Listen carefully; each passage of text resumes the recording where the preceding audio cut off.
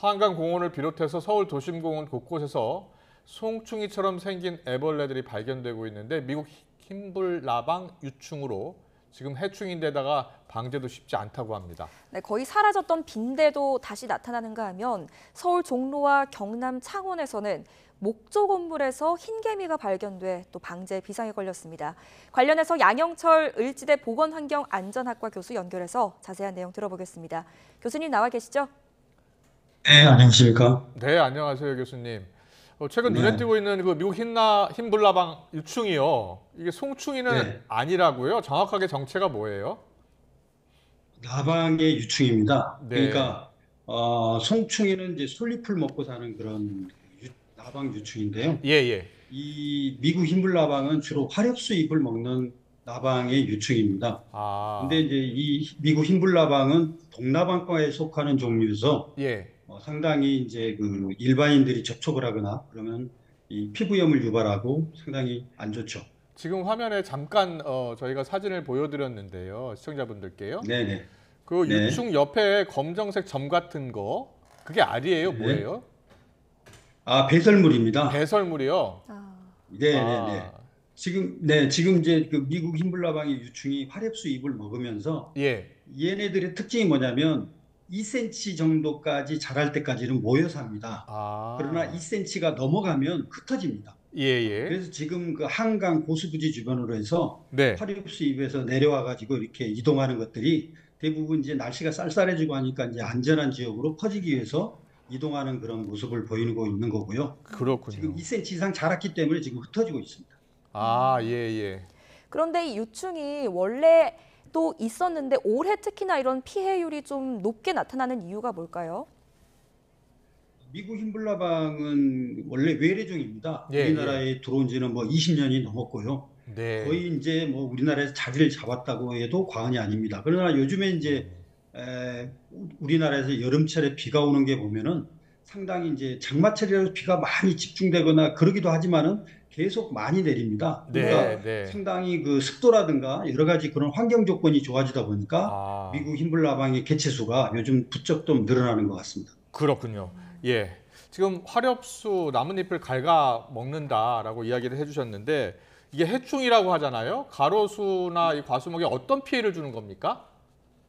그러니까 이제 화렵수 잎을 다 갉아먹어 버리니까 예. 그 식물은 이제 광합성을 해야 되잖아요. 예. 잎이 있어야 광합성을 하는데 그렇죠. 광합성을 못하니까 식물이 고사해 버리죠. 아. 그래서 특히 우리나라의 이제 고수부지나 이런 쪽은 예. 한강이 사실은 그 상수원 보호구역입니다. 그렇죠. 그러니까 그 고수부지 주변에 살충제나 이런 것들을 살포할 수가 없어요. 예. 그래서 더욱 더 이런 그 이 미국 흰불나방이나 이런 가로수 수목 해충들의 확산지가 될 수 있는 거죠. 그래서 그렇군요. 여러 가지 어떤 대비책이 좀 필요해 보입니다. 예. 그래서 산림청이 발생 예보 단계를 관심 1단계에서 경계 3단계로 상향 조정했는데 이 3단계로 올리게 되면 어떤 조치가 이루어지는 거고 또 3단계에서 조치를 했을 때 완전히 박멸할 수 있는 겁니까? 그러니까 이제 이 그 습성을 잘 이해를 해야 되는데요. 네. 그래서 이제 적극적으로 이제 미국 흰불나방이 발생하는 지역에 대해서 적극적으로 이제 예방이라든가 방제 활동을 하는 것이 이제 가장 중요한데 그렇죠. 실제 아까도 말씀드렸다시피 어린 유충 알에서 구한 지 얼마 안 돼서 2cm 이하로 자랄 때는 모여 살기 때문에 그럴 때 그 수목에 오염된 부분을 쉽게 찾을 수가 있습니다. 그 나방 유충이 많이 먹고 들어간 자리는 이렇게 거미줄 같은 것들을 치거든요. 그래서 그렇게 모여 살 때 이 방제하는 것이 가장 효과적이지 그 이상 자라면 다 흩어져 버리기 때문에 실제 방제하는 게 쉽지 않습니다. 그렇군요. 지금 경계 3단계로 상향 조정하면 어떤 조치가 뒤따르는 겁니까? 적극적으로 이제 그 미국 흰불나방의 서식처라든가 발생 지역이 있으면 적극적으로 찾아서 이제 방제를 해야 되고요. 그다음에 이제 알 같은 것들을 낳아서 이제 알 상태로 또 월동을 할 수도 있기 때문에 그런 알 제거 작업이라든가 이런 것들을 하는 게 이제 3단계라고 할 수 있겠습니다. 알 제거 작업까지 포함이 되는군요. 네. 지금 SNS를 중심으로 한강에 놀러 가신 분들이 한강 주변에서 많이 봤다 이런 제보들이 올라오고 있거든요. 그럼 아까 말씀하셨던 한강에는 또 상수들을 보호해야 하는 그 목적이 있기 때문에 한강공원은 따로 또 지금 더 이상의 방제는 불가능한 겁니까?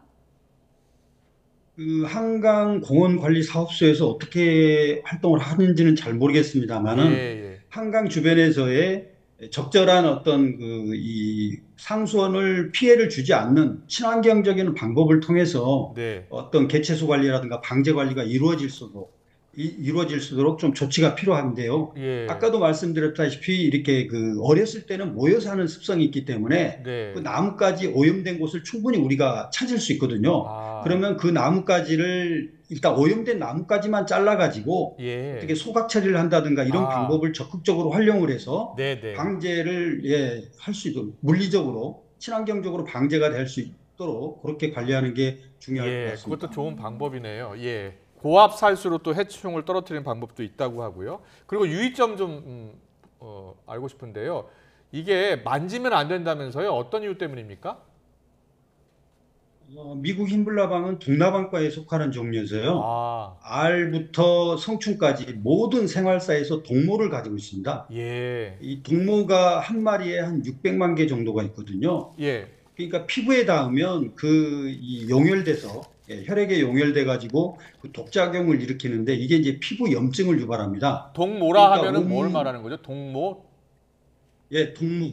예. 그러니까 독모. 그 예. 동모, 털 모자를 털모자 써가지고 쓰는군요. 예. 동모라고 합니다. 그렇습니다. 네. 예. 그래서 많은 동모를 갖고 있기 때문에 네. 이 동모가 피부에 박히게 되면은 아, 그 용혈작용에 의해서 그 부위뿐만이 아니라 그 주변으로 해가지고 빨갛게 올라옵니다. 두드러기처럼. 그다음에 예. 굉장히 따갑고 가렵고 하는 그런 피부 염증을 유발하기 때문에 예. 접촉에는 상당히 주의를 해야 됩니다. 그렇군요. 어린아이들 같이 주말에 많이 놀러 가잖아요. 네. 조심해야겠네요. 네, 알겠습니다. 서둘러 방제 작업도 좀 해야 될 것 같고요.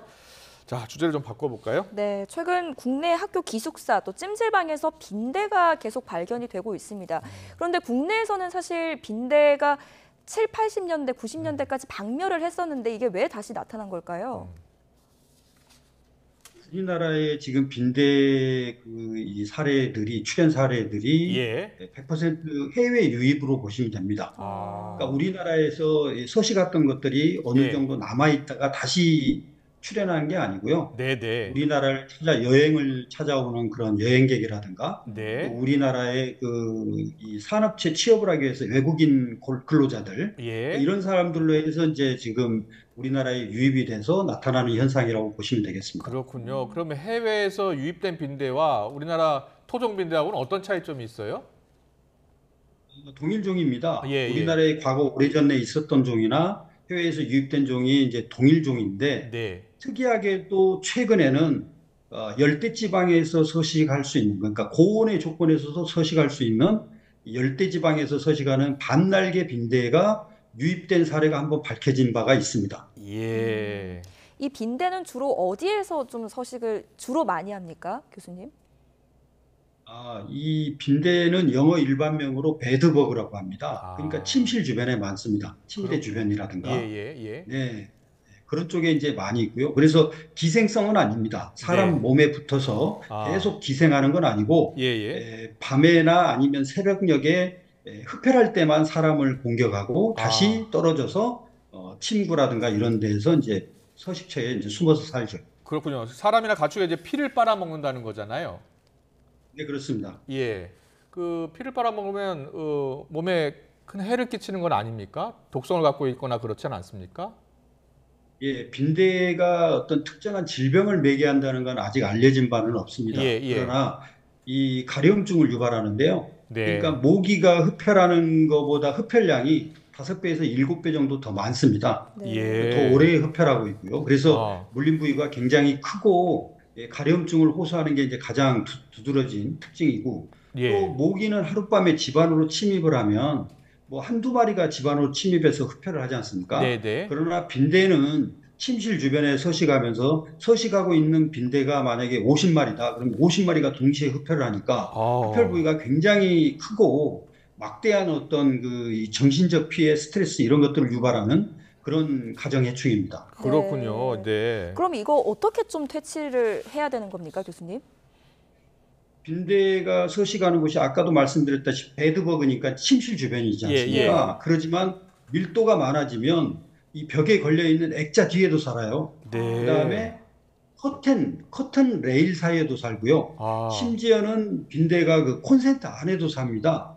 그러니까 이제 방역을 아무리 잘해도 그런 그 빈대가 서식하는 곳을 놓칠 수 있기 때문에 놓치게 되면은 또 그 빈대들이 계속 흡혈을 하고 또 번식을 하고 하는 그런 이 반복적으로 나타나는 그러거든요. 그렇기 때문에 어떤 전문가들로 이해해 가지고 그 빈대를 방지할 수 있는 경험이나 이런 전문 지식을 잘 가지고 있는 분이 오셔가지고 전체적인 어떤 빈대 서식처 환경을 충분히 파악하고 적절하게 방역을 할 수 있도록 하는 게 이제 가장 중요합니다. 그렇군요. 일반인이 방역을 해서는 상당히 어렵습니다. 네, 전문가한테 맡겨야 될 것 같아요. 네.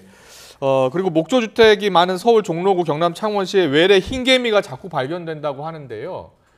자, 이 목조 건물엔 치명적이죠? 네, 그렇습니다. 예. 그런데 이게 또 이제 또 완전히 방제를 하는 게 또 불가능하다는 얘기가 있던데요. 어렵습니다. 그러니까 이 흰개미들이 목조를 침입할 때는 이제 토양을 통해서 이제 침입을 하는데 겉에부터 갉아먹는 게 아니라 이제 토양을 통해서 밑에서부터 갉아먹고 들어오기 때문에 겉에서는 잘 안 보이는 경우도 많거든요. 그러니까 된 나무라든가 목재를 처음에 알아보기가 상당히 어렵습니다. 이게 겉에까지 이제 피해가 나타날 정도면은 이미 이제 안쪽에는 상당히 많이 피해를 본 상태고요. 그래서 초기에 흰개미의 그 침입이나 이런 것들을 알고 방지하는 것은 상당히 어려운데 일단은 오염된 그런 흰개미로부터 오염된 그런 목재 같은 경우에는 안쪽에 그 흰개미들이 그 셀룰로즈, 목재를 갉아먹으면서 셀룰로즈를 갉아먹기 때문에 그 안쪽에 살고 있는 침입해 온 그 안쪽의 목재를 훈중 약재, 살충제가 훈중되는 약재를 통해 가지고 훈중을 시키는 방법이 가장 중요한데요. 이것도 역시 이제 전문가들이 있기 때문에 이거에 목재를 가해하는 흰개미의 어떤 전문 방제 이런 부분들을 좀 섭외해서 방지하는 것이 효과적일 거라고 생각이 됩니다. 그렇군요. 네. 그런데 이제 목조 건물뿐 아니라 우리가 이제 아파트나 이런 건축물에도 목조가 많이 쓰이잖아요. 그 나무들이 많이 쓰이는데 거기 안에도 흰개미가 살아있을 가능성도 있습니까?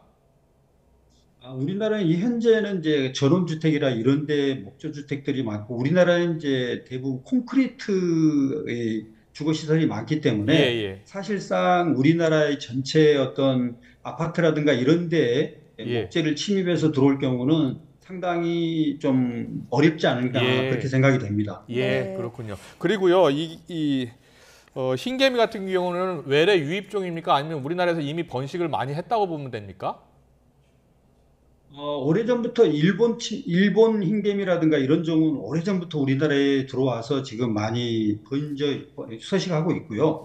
그 외에 이제 작년인가요? 뭐 올해 여름에도 한번 발생했던 뭐 마른 나무 흰개미라든가 이런 종들은 최근에 알려진 바가 없는 새롭게 해외에서 유입된 종으로 알려져 있거든요. 그래서 좀 척박한 그런 환경임에도 얘네들이 더 잘 번식하고 서식할 가능성이 높기 때문에 이 흰개미에 대한 피해라든가 이런 여러 가지를 또 우리가 모니터링을 해서 어떻게 그 오염 실태라든가 이 서식 실태가 어떻게 나타나는지 이런 것들을 정확하게 좀 파악한 다음에 종합적으로 방지할 수 있는 어떤 대비책 이런 것들을 좀 마련해야 될 것 같습니다. 네, 알겠습니다. 정부 차원에서 좀 내놓을 수 있는 대책은 없겠습니까? 이게 이제 또 이 정부 차원에서 이제 접근을 하려면은 이게 이제 매개 질병이라든가 뭐 이런 부분에 여러 가지 관련성이 있어야 될 것 같은데요. 빈대 같은 경우도 마찬가지입니다. 이제 특별한 매개 질병이 없다 보니까 정부나 국가기관에서 나서서 해야 될 일이 아니거든요. 사실은. 그래서 이제 이런 그 흰개미 같은 경우는 이제 경제적 피해를 주는 어떤 그런 해충이기 때문에 어떤 목조주택이라든가 아니면 목조 건물 또는 이제 우리나라의 그 사찰이라든가 이제 문화재들도 목조로 된 것들이 많습니다. 그래서 문화재청에서도 그런 부분에 대해서 실제 이제 관리를 많이 하고 있으니까요. 문화재청에서는 직접적인 관리를 하고 있습니다. 그렇지만 그 외에 이제 민간 지역에서의 발생이나 이런 것들은 좀 관심을 가지고 모니터링 실태 뭐 현황 파악이라든가 이런 걸 통해서 아마 앞으로 더 관리가 잘 될 수 있도록 뭐 조치가 좀 필요해 보입니다. 네, 알겠습니다. 여러 지금 해충들 에 대해서 좀 자세히 들어봤는데요. 이제 송충이와 아주 비슷한 미국 흰 불나방 유충 지금 곳곳에서 발견되고 있는데 말씀 들어보면 동물을 갖고 있기 때문에 접촉을 하지 않는 게 좋겠다라는 말씀까지 잘 들었습니다. 오늘 말씀 잘 들었습니다. 양영철 을지대 보건환경안전학과 교수와 함께했습니다. 고맙습니다. 감사합니다.